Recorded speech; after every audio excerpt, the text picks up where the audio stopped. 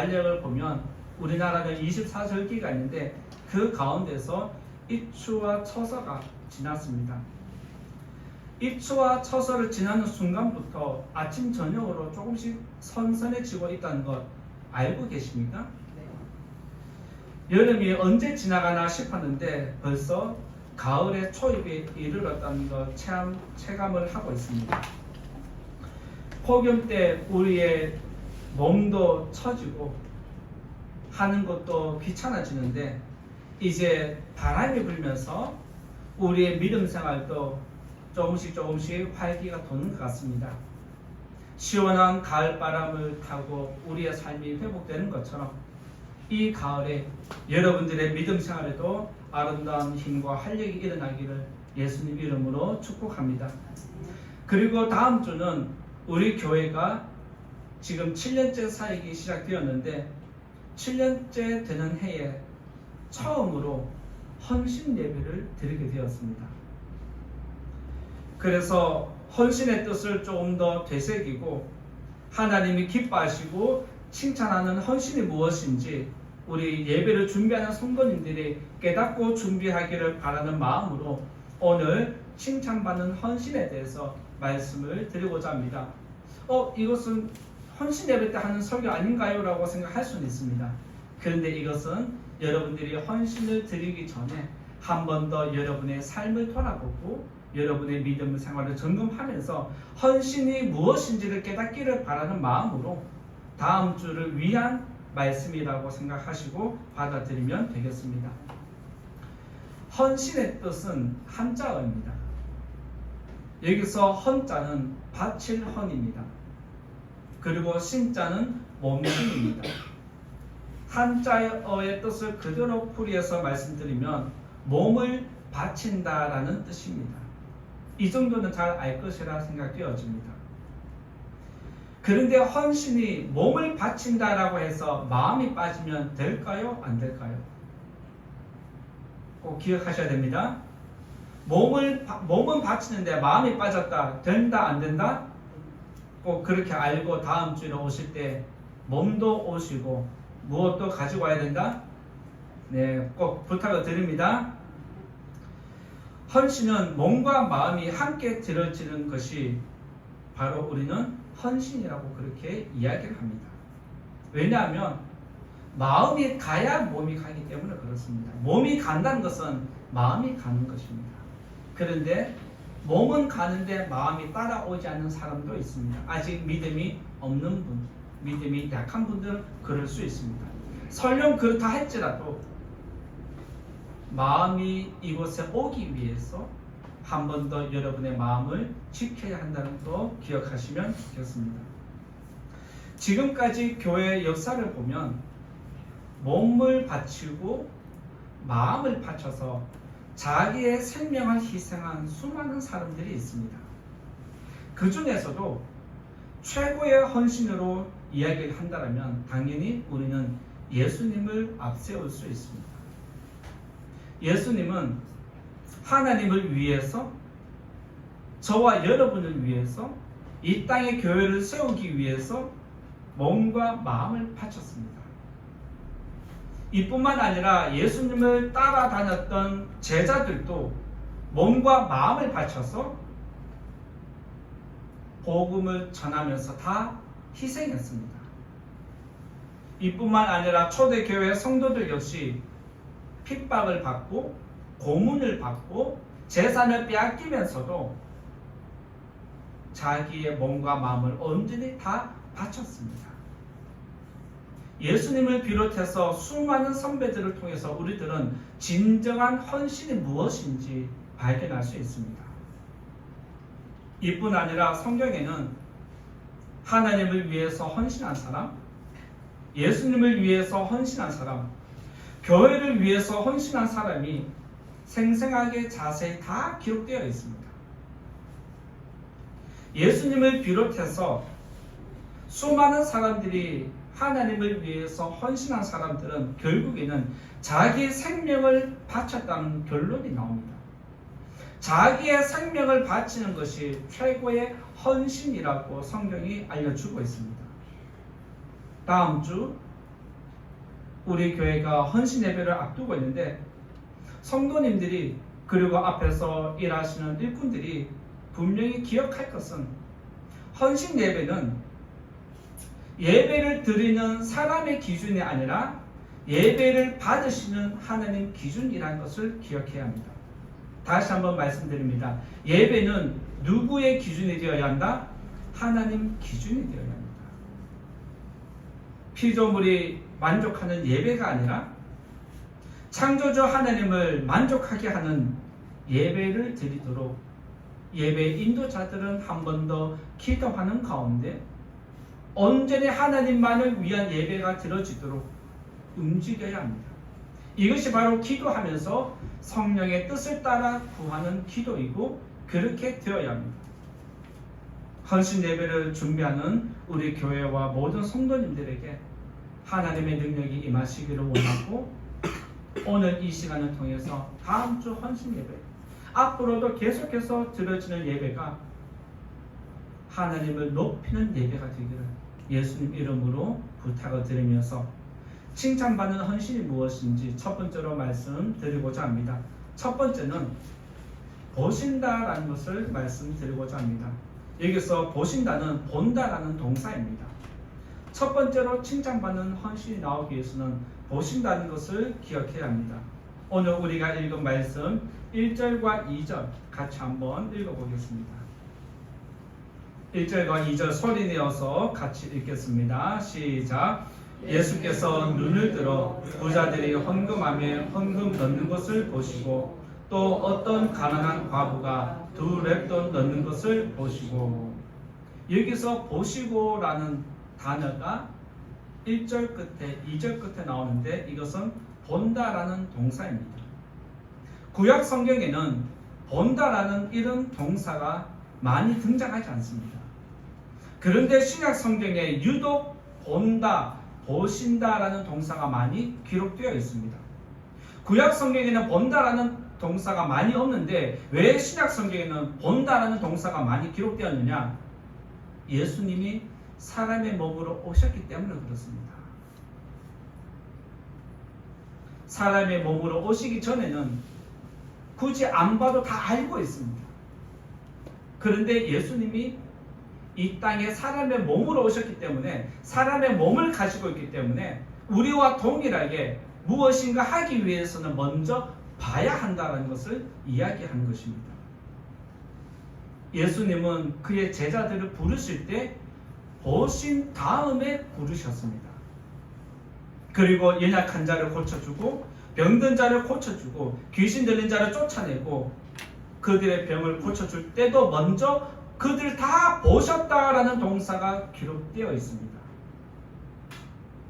무리들을 먹이실 때도 무리들에게 가르침을 주실 때도 무리들을 불쌍히 보셨다라고 그렇게 기록을 하고 있습니다. 따라서 신약 성경에서 보신다, 본다라는 이런 동사는 예수님이 사역하는 출발점이 되었다는 것입니다. 논쟁에 일어날 때도 그들을 마음을 다 보시고 논쟁을 했다는 것이 성경에 기록되어 있습니다. 오늘 말씀에도 예수님께서 두 사람의 행동을 의도적으로 마음을 두시고 지켜보는 모습이 기록되어 있습니다. 한 사람은 부자이고 한 사람은 가난한 사람인데 과부입니다. 가난한 사람 중에서 유독 과부를 앞서는 것은 그 시대 상에서 최고 극빈자라는 것을 드러내는 부분입니다. 그래서 여기서 비유되는 것은 최고 부자와 최고 가난한 자를 주님께서 눈여겨서 똑똑하게 봤다는 것입니다. 부자는 과부보다 더 많은 헌금을 넣었다고 기록했고 과부는 2렙돈을 넣었다라고 기록했습니다. 당시의 헌금함은 위치가 어디에 있었냐면 예루살렘 성전에는 남녀노소가 들어갈 수 있는 곳이 있고 남자만 들어갈 수 있는 곳이 있고 제사장 계열만 들어가는 곳이 구분되어져 있었습니다. 자, 그러면 여러분들이 헌금함을 비치한다라면 어디에 비치한 게 가장 좋다고 생각하십니까? 첫 번째, 남녀노소 모든 사람이 들어가는 곳 1번, 2번 남자만 들어가는 곳, 3번 제사장만 들어가는 곳. 어디에 비치할까요?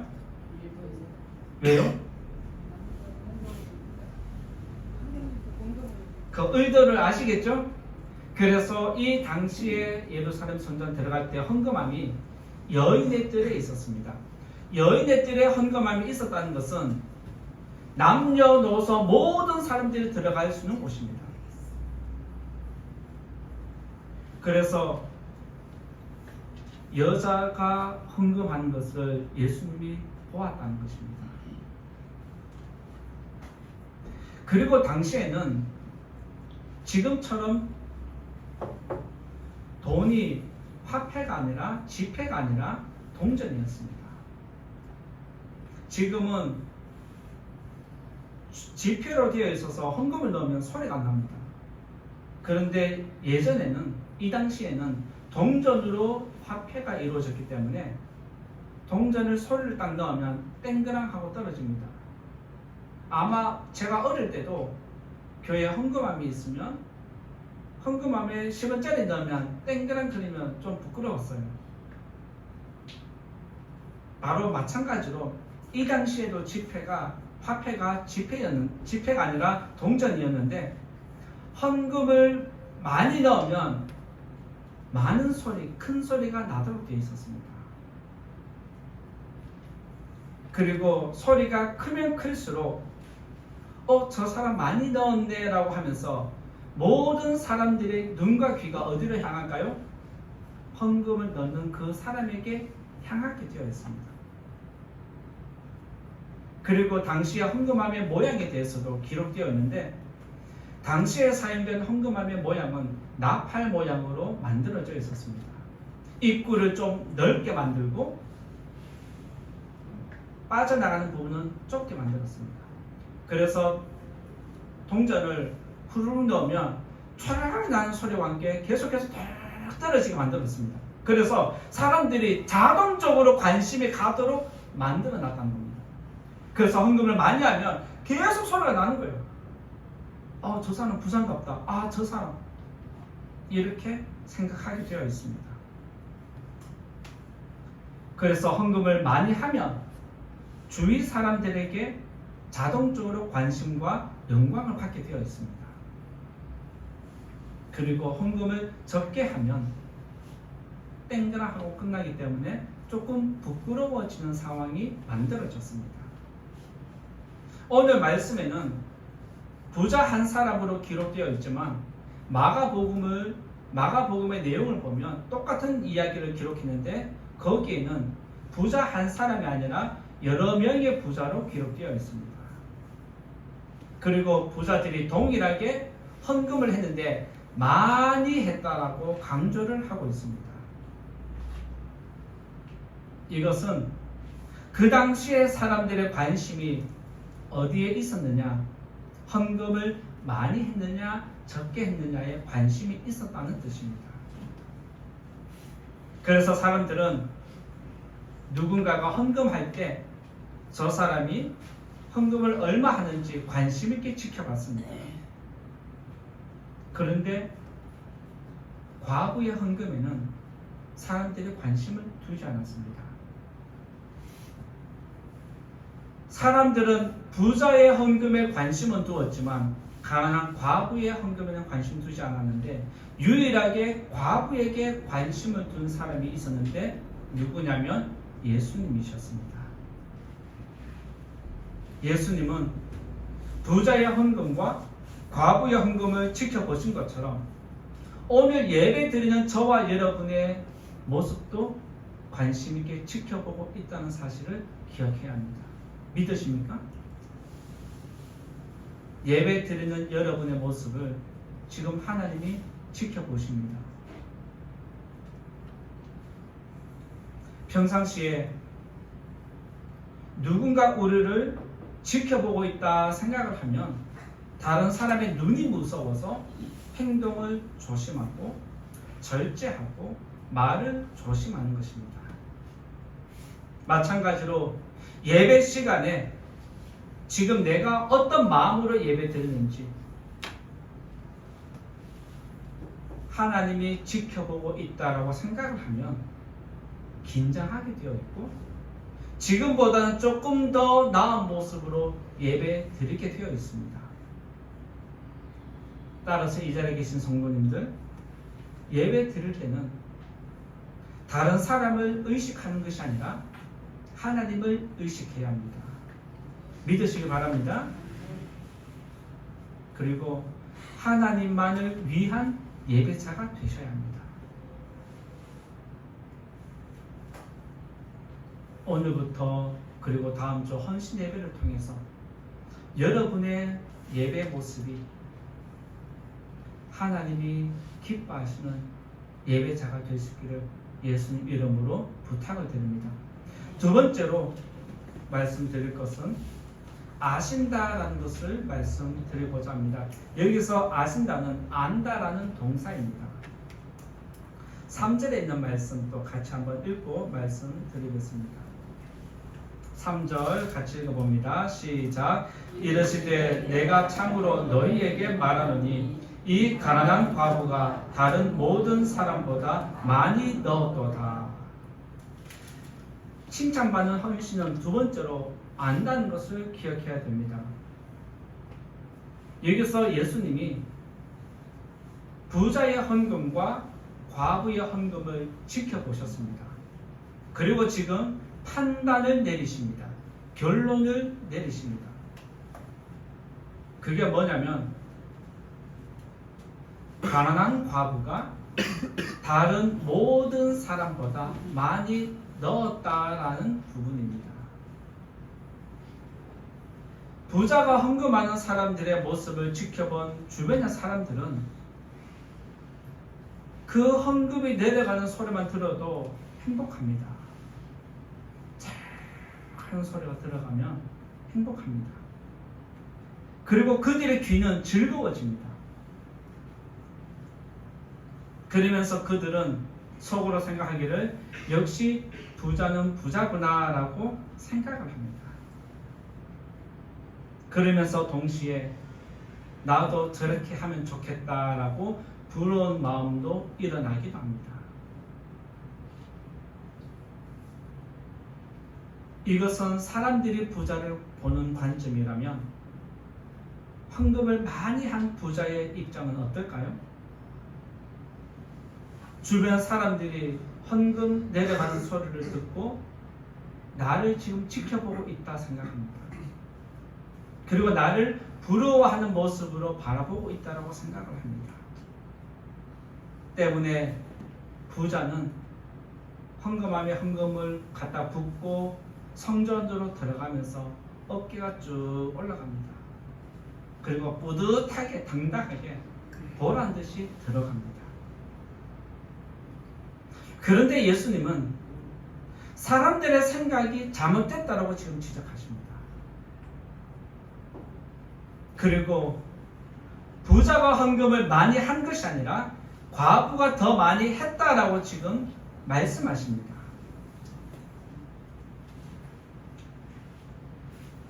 사람들은 왜 예수님과 다른 해석을 하냐면 사람들은 헌금의 양에 집중했습니다. 그런데 예수님은 헌금의 양보다 과부의 마음을 보셨습니다. 즉 양보다는 질을 보셨다는 것을 이야기하십니다. 그리고 사람들은 부자의 헌금을 양으로만 계산했지 백분율로 계산하지 않았습니다. 그런데 예수님은 과부의 헌금을 백분율로 계산하셨습니다.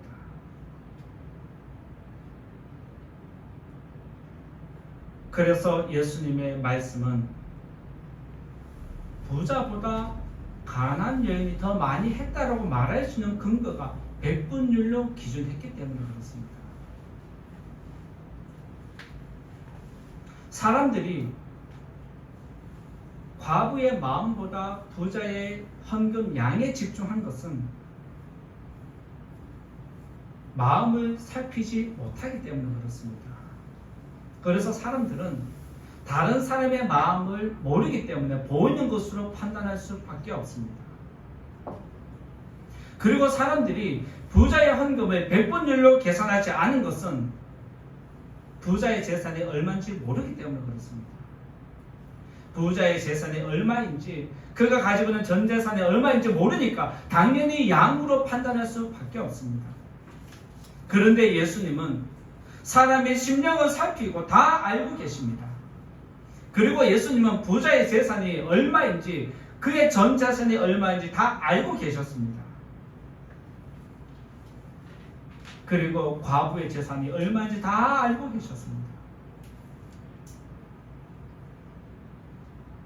그래서 예수님은 사람들이 말하는 것과 다르게 말씀하셨습니다. 예수님의 판단은 영의 눈으로 볼 때는 맞지만 사람의 눈으로 볼 때는 틀린 것입니다. 그래서 예수님의 판단은 맞는 것 같지만 틀리고 틀린 것 같지만 맞습니다. 그런데 영의 눈을 가지고 믿음의 눈을 가지고 있는 저와 여러분들은 예수님의 판단이 옳다는 것 인정하게 되어 있습니다. 예수님은 부자의 형편도 아시고 과부의 형편도 알고 계셨습니다. 예수님은 부자의 마음도 알고 계시고 과부의 마음도 알고 계셨습니다. 예수님은 사람들이 보는 것도 보고 사람들이 보지 못하는 것도 보셨습니다. 그러니까 이쪽 저쪽 전부를 보고 판단하셨기 때문에, 결론을 내리셨기 때문에 예수님의 판단은, 결론은 옳다는 것입니다.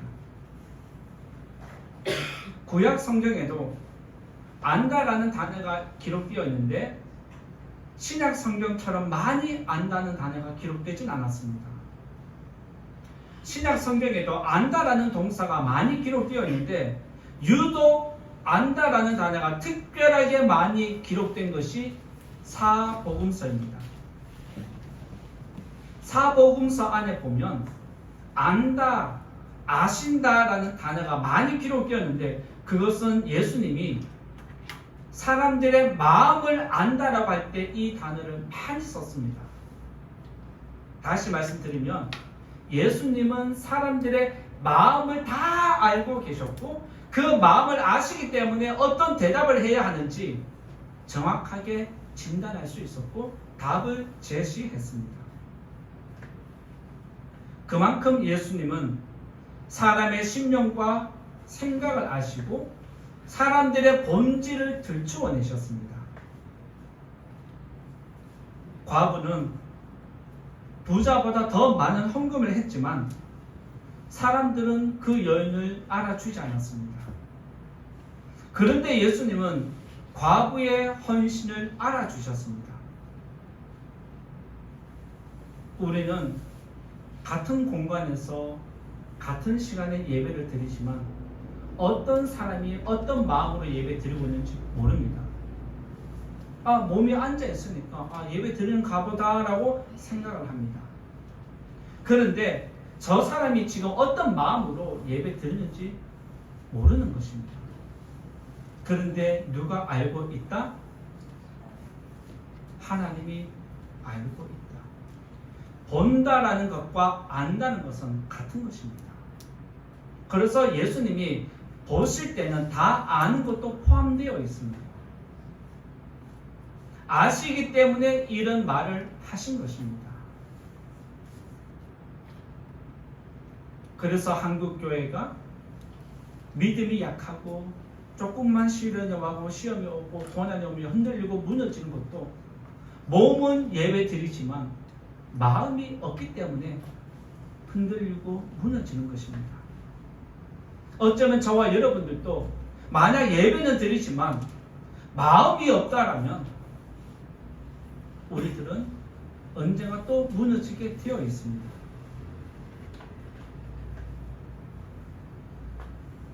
부자처럼 다른 사람이 볼 때 예배를 잘 드리는 성도가 아니라 하나님이 보실 때 예배를 잘 드리는 성도, 그런 성도가 되시기를 예수님 이름으로 부탁을 드립니다. 다른 사람처럼, 부자처럼 다른 사람의 눈과 귀를 의식하지 말고 내가 이렇게 하면 저 사람들이 이렇게 생각할 거야, 사람을 생각하지 말고 하나님을 생각하고 오직 하나님만 예배하는 우리 교회 모든 성도님 되시기를 다시 한번 우리 주의 이름으로 축복을 드립니다. 세 번째로 말씀드리고자 하는 것은 받으신다라는 내용입니다. 여기서 받으신다는 것도 받는다라는 동사입니다. 4절에 있는 말씀 같이 읽고 말씀을 나누겠습니다. 4절 같이 소리내어서 읽겠습니다. 시작. 저들은 그 풍족한 중에서 헌금을 넣었거니와 이 과부는 그 가난한 중에서 자기가 가지고 있는 생활비 전부를 넣었느니라 하시니라. 예수님이 부자의 헌금보다 과부의 헌금을 크게 칭찬하신 이유가 여기에 있습니다. 예수님은 과부가 두 렙돈을 헌금했다는 거 똑똑히 보셨습니다. 그리고 부자가 헌금한 많은 양도 보셨습니다. 그런데 왜 굳이 과부를 칭찬해 주셨을까요? 말씀에 기록된 대로 과부는 생활비 전부를 넣었다는 것입니다. 과부가 드린 헌금은 2렙돈입니다. 여기서 그냥 2렙돈 드렸다라고 생각하면 끝나기 때문에 제가 조금 더 설명드릴게요. 2렙돈의 가치가 얼마인지 좀 설명을 드리면, 당시에 남자가 밖에 나가서 일당을 벌어오면 그 일당이 1데나리온 혹은 1드라크마입니다. 1데나리온 혹은 1드라크마입니다. 여기서 1데나리온을 렙돈으로 교체하면, 바꾸면 128렙돈이 됩니다. 1데나리온의 렙돈으로 바뀌면 몇 개가 된다? 128개가 됩니다. 그리고 이 렙돈의 단위는 그 당시에 통용된 화폐 중에서 제일 낮은 단위입니다. 이렇게 하면 좀까지 거리감이 느껴지시죠? 우리나라 돈으로 이 렙돈을 환산해서 말씀드릴게요. 우리나라 일당 지금 얼마일까요? 제가 노가다 현장 나가서 받을 때는 그때는 3만원, 5만원이었고 어느 정도 지났을 때는 7만원이라는 얘기를 들은 적이 있었는데, 그때 7만원으로 먼저 환산을 할게요.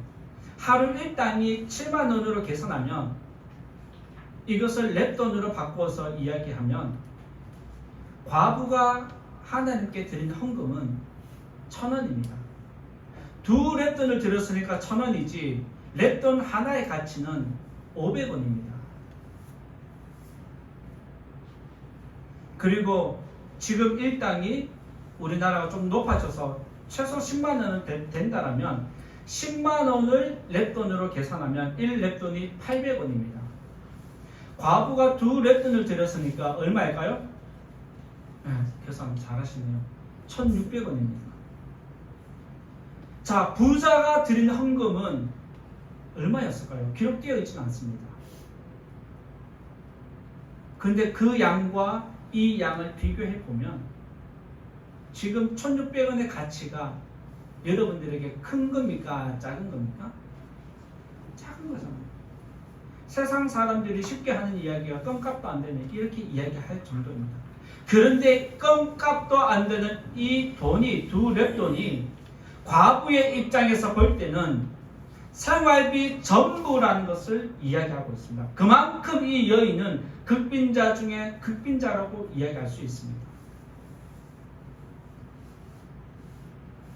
극빈자 중에 극빈자, 헌금을 안 해도 되는 헌금이었습니다.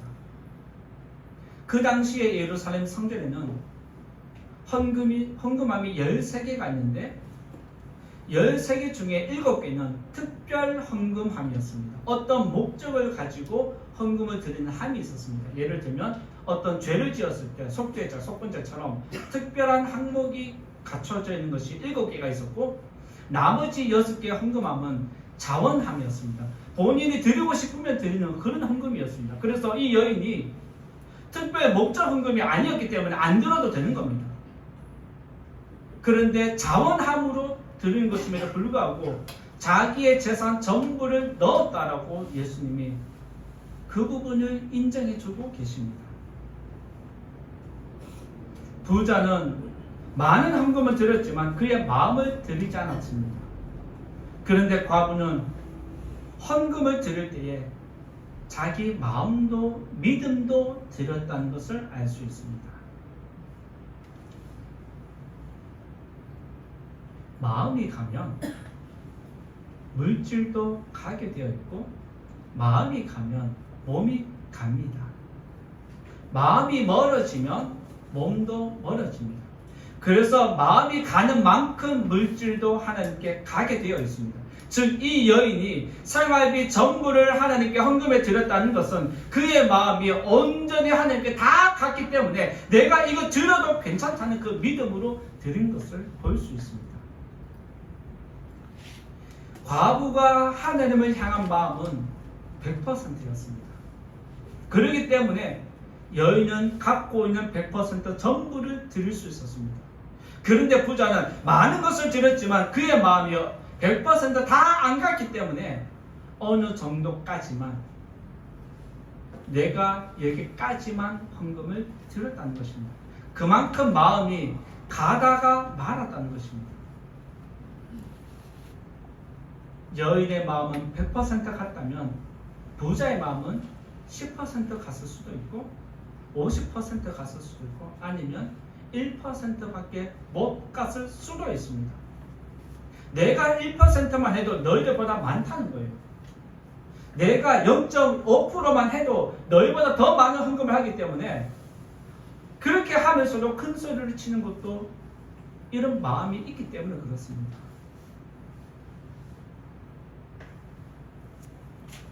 부자는 많은 헌금을 했지만 100%를 다 한 것이 아닙니다. 여러분들이 하나님을 예배하고 섬기고 봉사하고 헌금을 드릴 때도 여러분이 마음이 있는 만큼 드리게 되어 있고 마음이 있는 만큼 하게 되어 있습니다. 만약 여러분들이 하나님을 위해서 무엇인가 하는데 마음이 거기까지라면 거기까지만 하게 되어 있고 여기까지만 이라면 여기까지만 하게 되어 있고 여러분들이 하는 것을 보면 하나님을 향한 마음이 어디까지인지 알 수 있다는 대목입니다. 예배는 하나님께 드리는 것입니다. 믿으십니까? 예배는 피조물이 창조주를 높이는 것이 예배입니다. 믿으십니까? 그리고 예배는 죄인이 심판하시는 하나님을 인정하는 것이 예배입니다. 믿으십니까? 그래서 예배는 이 모든 것이 다 어우러져 있는 것이 예배입니다. 우리가 물질을 드릴 때도 마음을 드릴 때도 이런 것을 알고 마음을 드리면 행복합니다. 그런 거 없이 다른 사람만 생각하고 내 것만 생각하고 드리면 거기까지밖에 못하게 되어 있습니다. 따라서 예배의 중심은 사람이 아니라 하나님이십니다. 이 사실을 믿으셔야 합니다. 앞으로도 그렇게 알고 계셔야 합니다. 예배의 중심은 누구다? 하나님입니다. 그래서 예배 드릴 때에 꼭 기억해야 할 것은 특별히 다음 주에 예배를 인도하는 분들이 꼭 기억해야 할 것은 우리가 원하는 예배가 아니라 사람이 원하는 예배가 아니라 하나님이 받으시는 예배를 드리도록 힘써야 합니다. 우리가 원하는 예배가 아니라 하나님이 원하시는 예배, 하나님이 받으시는 예배 드리는 것이 최고의 헌신인 줄 믿으시기 바랍니다. 오늘 이 자리를 비롯해서 앞으로도 여러분이 하나님을 예배하러 나올 때에 오늘도 하나님 내가 예배하러 왔습니다. 몸과 마음이 하나 되어서 온전하게 하나님을 높이게 해달라고 그런 기도를 드리는 우리 교회 성도님 모두가 되시기를 예수님 이름으로 부탁을 드리고 축원드립니다. 이제 결론의 말씀 드리고자 합니다. 부자는 사람의 눈과 귀를 즐겁게 만드는 헌신이었습니다. 그런데 과부는 자기를 낮추고 하나님만 높이는 헌신이었습니다. 예수님이 두 사람의 헌금을 보시고 판단하는 기준은 양이 아니라 질이었다. 양이 아니라 마음이었다라는 것을 알려주셨습니다. 우리가 하나님께 예배 드리는 것, 하나님께서 저와 여러분의 예배를 받아주시고 칭찬해주는 성도와 교회가 되기를 간절히 원합니다. 앞으로 예배 드리실 때 오늘도 하나님이 나를 어떤 마음으로 예배 드리는지 보고 계시고 마음이 어떠한지 다 알고 계신다는 이 하나만 꼭 기억하셔서 앞으로 이 자리에 예배 드릴 때에 하나님의 영광이 여러분들과 함께 하시기를 예수님 이름으로 축원드립니다. 이 시간 같이